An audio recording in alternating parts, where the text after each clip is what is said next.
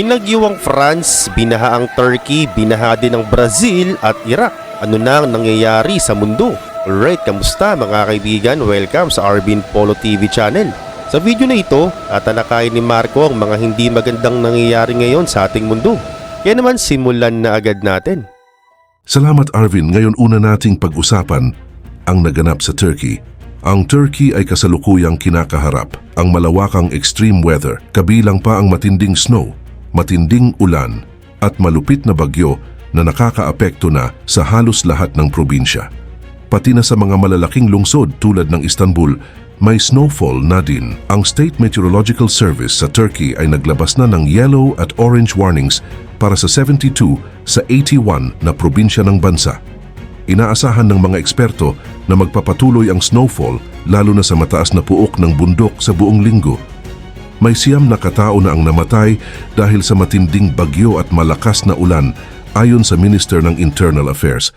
4 sa 9 na bangkay ng biktima ay natagpuan sa Zangak Province sa northwest Turkey. Ang iba pang 5 kabilang ang 3 bata ay namatay din dahil sa baha sa mga southeastern provinces ng Batman at Diyarbakir noong linggo. Sa panahon ng bagyo sa Black Sea naman, isang cargo ship na may 12 Turkish crew members ay lumubog. Ayon sa Minister ng Internal Affairs, natagpuan ang katawan ng isa sa mga seaman noong Lunes ng umaga malapit sa port city ng Arikle sa Zangak. Kapag humupa na ang bagyo, maaaring magsimula na ang search operations para sa natirang 11 nawawalang seaman.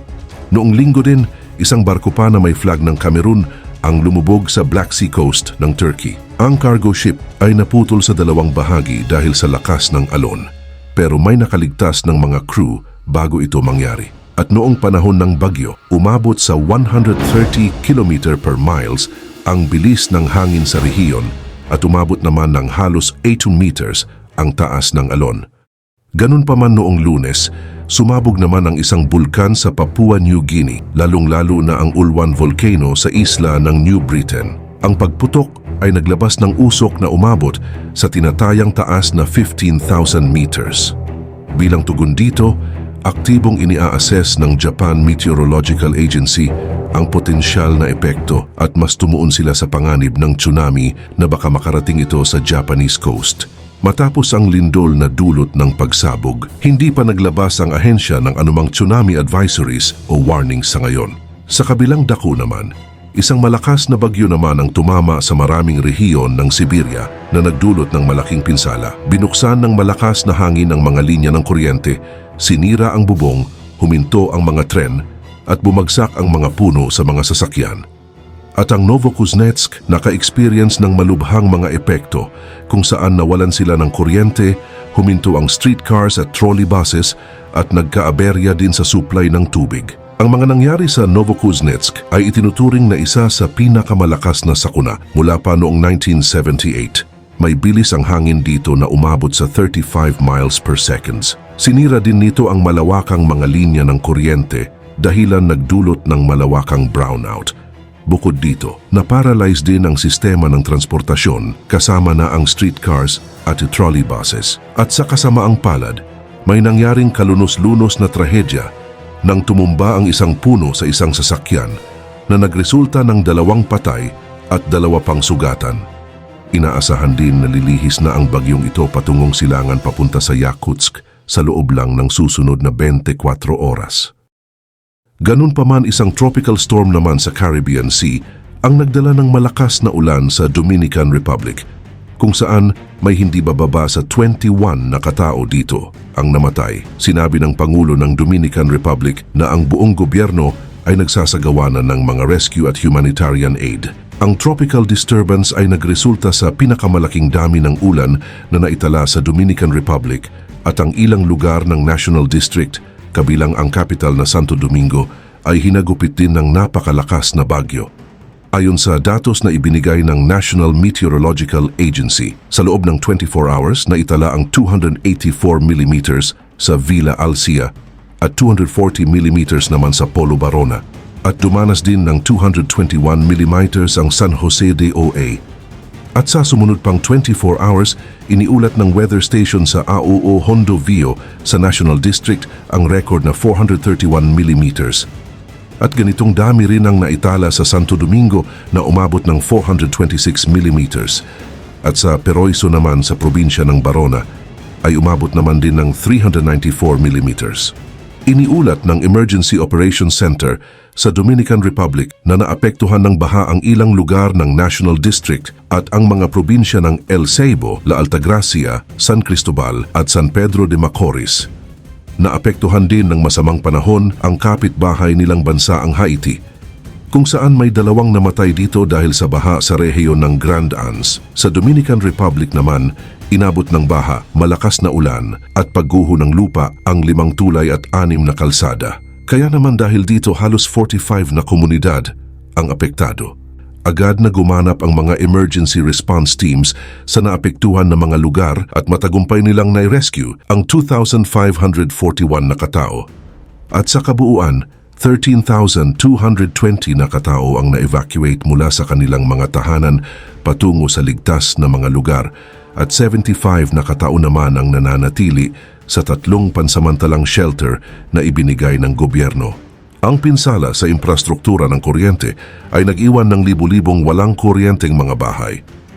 Ayon sa Council of Europe, ang pinsala sa infrastruktura ng supply ng tubig ay nagresulta sa pagkawala ng inumin ng tubig para sa humigit kumulang na 2 milyong tao. Iniulat ng Ministry of Health na 21 na katao ang namatay dahil sa masamang panahon. At hindi bababa sa 9 na katao ang namatay dahil sa pagguho ng retaining wall sa isang highway sa Santo Domingo na nagdurog sa ilang sasakyan.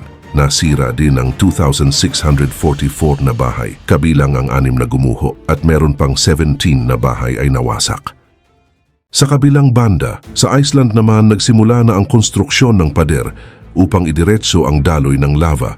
Layunin nito na protektahan ang kritikal na infrastruktura sa Reykjanes Peninsula, kabilang ang isang power station at ang sikat na tourist resort na Blue Lagoon. Ang pader ay may taas na mga 8 meters at inaasahan na tatagal ng hanggang 40 days ang konstruksyon nito. Nagbabala naman ang mga espesyalista na maaaring mangyari ang pagsabog ng bulkan sa anumang oras. Kaya naman dahil dito, ang pamahalaan ng bansa ay nagdeklara na ng state of emergency sa peninsula. In-evacuate na ng mga autoridad ang lahat ng 4,000 residente ng Grindu dahil inaasahan na ang magma ay makakarating agad dito sa unang pagputok pa lang. Sa lungsod naman ng Jeddah, Saudi Arabia, dahil sa matinding pag-ulan, naranasan ang malawakang pagbaha sa Jeddah kung saan halos lahat ng kalsada ay nalubog.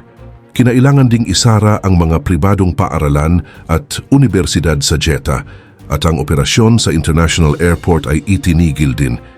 Isang video ang ibinahagi ng mga residente doon kung saan makikita ang lungsod na apektado talaga sa malakas na pag-ulan. Umabot pa sa punto ang baha kung saan ang mga kalsada ay naging mga ilog na at inanod nito ang mga sasakyan. Ang National Meteorology Center ng Saudi Arabia ay sinabing napakalakas na buhos ng ulan ang naitala sa Southern Jeddah. Ang malakas na pag-ulan din ngayong linggo ay nagdulot ng malawakang pagbaha sa Iraq, na nakaapekto din sa iba't ibang rehiyon kabilang ang Kurdistan, Basra at Babol Province. Ang matinding panahon sa Babol Province ay nagresulta sa 3 tao ang tinamaan ng kidlat habang umuulan. Kasabay nito, ang Iraq ay kinakaharap din ng problema ng desertification na lalong lumalala sa mga nagdaang taon. Madalas na ituring ang bansa bilang highly vulnerable o mahina sa impact ng climate change at madalas din silang nagiging biktima ng water insecurity dahil sa hindi sapat ang kanilang water management. At bagamat may mga panganib, may mga potensyal ding benepisyo ang malakas na pag-ulan, gaya ng tumaas ang antas ng tubig sa isang reservoir sa eastern Iraq. Mahalaga ding malaman na ang ibang bahagi ng Middle East ay naranasan din ang epekto ng malakas na ulan ngayong linggo. Isang tropical disturbance ang dumaan sa Western Caribbean na nagdulot ng pagbaha at landslides. Nagpabagsak din ito ng mga puno at iniwan ng libu-libong walang kuryenteng bahay sa Jamaica. Naglabas ang Meteorological Service ng flash flooding warning at inireport na magre-rescue sila ng hindi bababa sa 24 na katao mula sa baha sa southeastern region.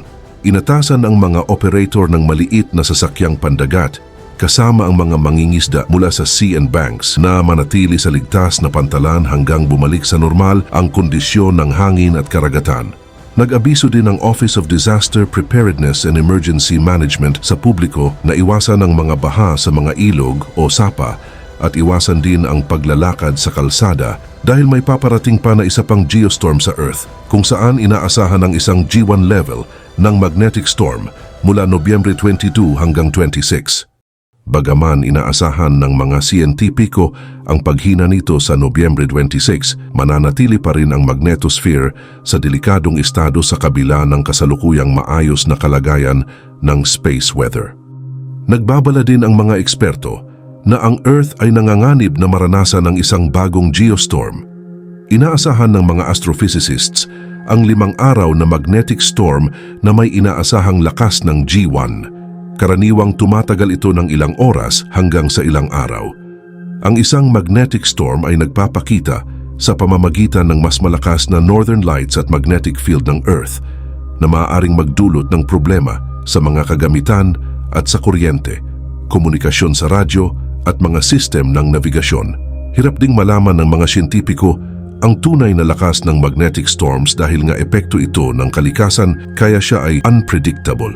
Mahalaga ring malaman na magkakaroon din po ng solar activity sa darating na Hulyo 2025. At ngayon ay inaasahan ng mga eksperto na maaring mas mapaagad ito na pwedeng maganap na sa kalagitnaan o katapusan ng 2024. Ganun pa man, humaharap naman ang Brazil sa sunod-sunod na makapaminsalang baha at pagguho ng lupa na nagdulot ng malaking pinsala at nagresulta sa pagkamatay at pagkawala ng mga tao. Ang pinakabagong kalamidad ay nangyari sa southern state ng Sao Paulo dahil sa matinding pag-ulan na nag-trigger ng pagguho ng lupa at bumaha sa mga bahay at kalsada na nagresulta sa pagkamatay ng 50 katao at 40 pa ang nawawala. Ang gobernador ng Sao Paulo ay nagdeklara na ng state of emergency at inilarawan nila ito bilang pinakamasamang weather disaster sa kasaysayan ng estado. Ang Brazil ay isang bansa na may iba't ibang klima, kabilang ang pinakamalaking tropical forest sa mundo, pati na rin ang savannas at semi-arid regions. Ang mga climate phenomena tulad ng El Nino, La Nina at Atlantic Multidecadal Oscillation ay nakakaapekto sa Brazil na nakakaapekto sa antas ng pag-ulan at temperatura. Ang pag-aaral ng Brazilian Institute of Geography and Statistics ay nagpapakita na ang taunang average na pag-ulan sa bansa ay bumaba ng 6% mula 1961 hanggang 2018, habang ang bilang ng mga araw na may malakas na pag-ulan ay tumaas ng 64%. Ang climate change ay may malubhang epekto sa seguridad ng tubig, agrikultura, enerhiya, biodiversity at kalusugan ng tao sa Brazil. At ngayon sa France naman, naglabas ang Meteor France ng isang severe weather alarm habang dumadaan ang isang malakas na hangin sa Pleat Dome na nag-trigger ng orange alert. Ang mga bugso ng hangin ay umabot sa 100 km per hour at umabot pa ng 120 km per hour sa urban heart ng Clermont-Ferrand. Isang malakas na Atlantic storm na tinawag na Federico ang naglakbay sa silangan ng France na nagpa-trigger ng weather alerts. Ang kabuuang 5 departamento ay nakakaranas ng Tier 3 orange level habang ang 75 pang ibang departamento ay nag-aalala din para sa Tier 2 yellow level. Dinalaw ni President Macron kasama ang iba pang mga ministro ang mga bayan na sinalanta ng baha. Pinahayag nila ang mga pondo ng pinansyal na tulong na ipapamahagi nila sa higit kumulang 200 na komunidad. Inideklara din nila ang state of emergency sa ilang bahagi ng eastern at northern France at nagbukas si President Macron ng isang support fund na 50 milyon euro para sa mga apektadong komunidad. Ganun pa man sa Kenya, may nangyayari namang napakatindi at walang humpay na pag-ulan sa coastal region na naging dahilan kaya nagsilikas ang daang residente. Sa Kify County, isang tao ang nakumpirma na namatay dahil sa pagguho ng bahay sa Maani area sa gitna ng malakas na ulan ng Thursday night. Sa iba't ibang bahagi ng coastal expanse ng Kenya, may mga lugar na hindi na accessible dahil sa tuloy-tuloy na malakas na pag-ulan at libu-libong tao ang napilitang iwanan ang kanilang mga tahanan sa nakalipas na 3 araw. Lalo na sa Mombasa, nag-intervene ang Kenya Red Cross sa pamamagitan ng pagpapadala nila ng mga bangka upang iligtas ang mga residente ng Bombolulu at Kisani habang binabaha ang kanilang mga tahanan. Grabe na to, iba't ibang kalamidad na ang nangyayari sa iba't ibang panig ng mundo. Ano pa kaya ang mga susunod?